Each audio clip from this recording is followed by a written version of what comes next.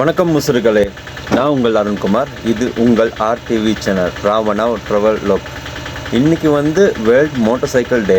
இன்றைக்கி நம்ம எங்கே சரி பைக்கில் ரைடு ஒன்று போயிட்டு ஒரு வீடியோ போடலான்னு பார்த்தா அது என்னால் முடியாமல் போயிடுச்சியான்னு சொன்னால் இந்த பைக் இப்போ ரிப்பேரில் இருக்குது. அதுக்கான ஸ்பே பார்ட்ஸை நான் ஆர்டர் பண்ணியிருக்கேன். அந்த ஸ்பே பார்ட்ஸ் எல்லாம் வந்தோன்னா கேரேஜில் போயிட்டு அதை ரெடி பண்ணி அந்த வீடியோஸை உங்களுக்கு தனி லோகா போட்டு விட்டுறேன். இன்றைக்கி நம்ம எதை பற்றி பேச போகிறோன்னு சொன்னால், நிறைய பைக்ஸ் ஸ்ரீலங்காவில் இருக்குது. இப்போ நிறைய பைக்ஸ் இம்போர்ட் பண்ணியிருக்கிறாங்க, பிராண்ட் நியூ பைக்ஸ் எல்லாமே. ஸ்ரீலங்காவில் பைக்ஸ்ட ப்ரைஸ் இப்போ கூட நிறைய Chinese bikes, Indian bike, Japan bike எல்லாமே வருது. இந்தியாவில் ஸ்ரீலங்காவை பொறுத்த மட்டும் பைக்ஸில் ஸ்ரீலங்கா பைக்கா, இந்தியா பைக்கா, அப்படி இல்லைன்னா ஜப்பான் பைக்கா, சைனா பைக்கா அப்படிங்கிறது மட்டும் தான் பார்ப்பாங்க.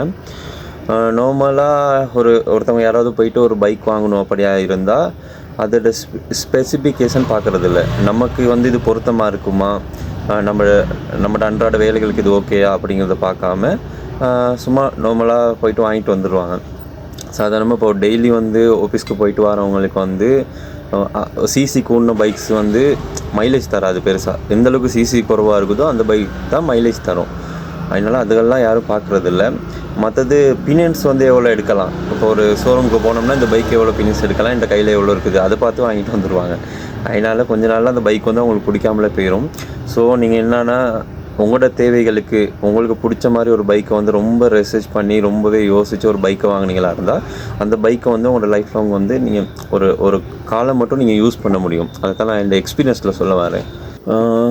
ஸோ நார்மலாக பார்த்தா ரோட் பைக்ஸ் அந்த மாதிரி இருக்குது. ஸ்டாண்டர்ட் பைக்ஸ் அப்படிங்கிறது CT100, பிளாட்டினா, டிஸ்கவர் அந்த மாதிரி பைக்ஸ் கொஞ்சம் நார்மல் டெய்லி யூஸ்க்கு உள்ள மாதிரி பைக்ஸ். அதில் 100cc, 125cc அந்த மாதிரி ஒரு நார்மலாக குறைஞ்ச சிசியில் இருக்கும். அது உங்களுக்கு அதிக மைலேஜ் தரும். அதுக்கடுத்து இப்போ பார்த்தா டர்ட் பைக்ஸ் அப்படிங்கிறது அந்த உயரமான பைக்ஸ். நார்மலாக சொல்ல போனால் அவங்களுக்கு நான் ஆல்ரெடி ஒரு செரோ வச்சுருந்தேன், செரோ 225, பாஜா அந்த மாதிரி பைக்ஸ் டர்ட் பைக்ஸ். அது ஆஃப் ரோட் ஓட்டுறதுக்கு ஓகே.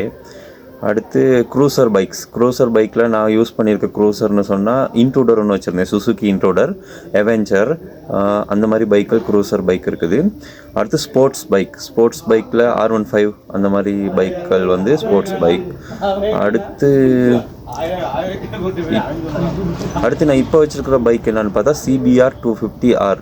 இது என்ன மாதிரி பைக்னு சொன்னால் ஒரு ஸ்போர்ட்ஸ் அண்ட் டூர் மாடல் ரெண்டுக்கும் சேர்த்து செஞ்ச ஒரு மாடல் தான். இது ஹோண்டா கம்பெனியால் செஞ்சாங்க. நான் 2011 மாடல் பைக் ஒன்று வச்சுருக்கிறேன். இப்போ பார்த்தீங்கன்னா CBR 250R டிஸ்கண்டினியூ பண்ணிட்டாங்க. இப்போ அந்த பைக்ஸ்கள் வாரதில்லை.